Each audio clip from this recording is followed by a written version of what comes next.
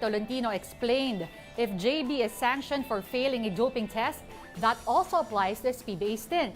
The doping suspension will be forwarded to FIBA and then will be up for implementation by a national federation. In this case, that's the Samahang Basketball ng Pilipinas. Back in 2018, Kiefer Ravena also failed a doping test and had missed PBA play for 18 months. As for Brownlee, he could be banned for 2 years from both local and international competitions. Carboxy THC was found in his sample right after the Asian gold medal match between the Philippines and Jordan. That substance is found in marijuana. Brownlee has since undergone another test and is preparing to appeal his case. The country's national team in NBA 2K is undefeated after round 1 of the E-FIBA Season 2 Southeast Asia Qualifiers. E-Gilas Pilipinas defeated Indonesia, Singapore, Mongolia, and India for a 4-0 record. This includes a complete domination of India, where the country set a world record for most points in a game. E-Gilas defeated the Indians 221-52. Despite a perfect record after round 1, the team is looking at improving play, particularly on ball movement. Round 2 is happening on November 2-7. In Season 1, E-Gilas was hailed Southeast Asian champions.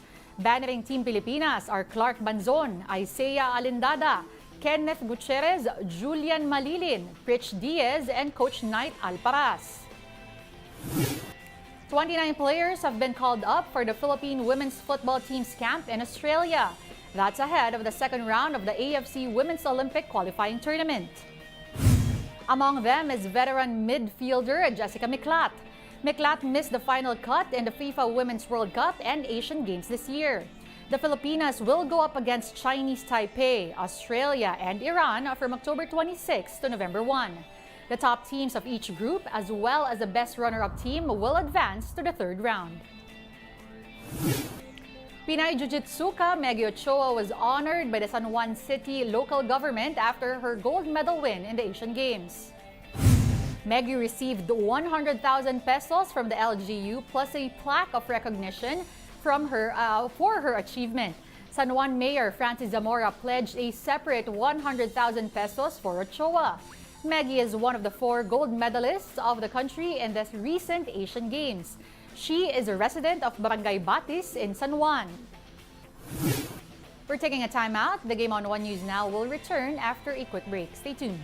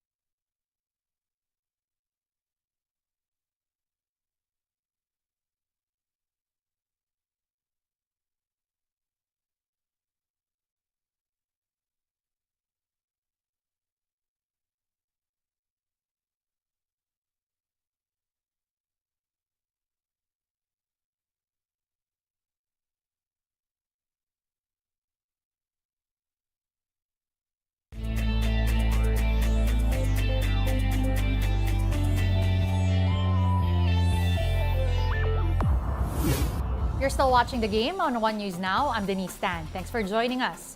A triple header is up this Tuesday for the Premier Volleyball League's All-Filipino Conference. Game day began at 3 p.m. at the Smart Araneta Coliseum, with the Cherry Tigo crossovers going head-to-head against the Farm Fresh Foxies. After that, the FT Logistics Cargo Movers will tackle the Akari Chargers at 5 p.m. And in the last game, the Petrogas Angels will face new team Galleries Tower High-Risers. Catch these games live on One Sports Plus, and the Pilipinas Live app. Pinay tennis ace Alex Ayala has reached the main draw of the Jasmine Open in Tunisia. Ayala prevailed over 2020 French Open girls singles champ Elsa Jacquemot of France 6-1, 5-7, and 6-1. It was payback of sorts for the Pinay, who lost to the French woman in the 2020 event semifinals. This is the sixth time this year that Ayala will be playing in the main draw of a Women's Tennis Association event, or WTA. Ayala faces a tall order in her round of 32 matchup against second seed Elise Mertens of Belgium. The 18-year-old will also play in the doubles event along with Juana Gavrila of Romania. 5 sports have been included in the 2028 Los Angeles Olympics. Cricket, flag football, lacrosse, squash, and baseball softball have all been greenlit by the International Olympic Committee. Under the rules, each host city can request the inclusion of several sports for their own edition of the Games. This marks the return of cricket to the Games after more than a century, having appeared once at the 1900 Olympics. Baseball and softball have been featured in several previous Olympics but will not be part of the 2024 edition in Paris. Lacrosse twice appeared as a medal sport in 1904 and 1908. Get your fill of the latest in sports at onesports.ph. Meantime, the newsday continues later at 4:30 p.m.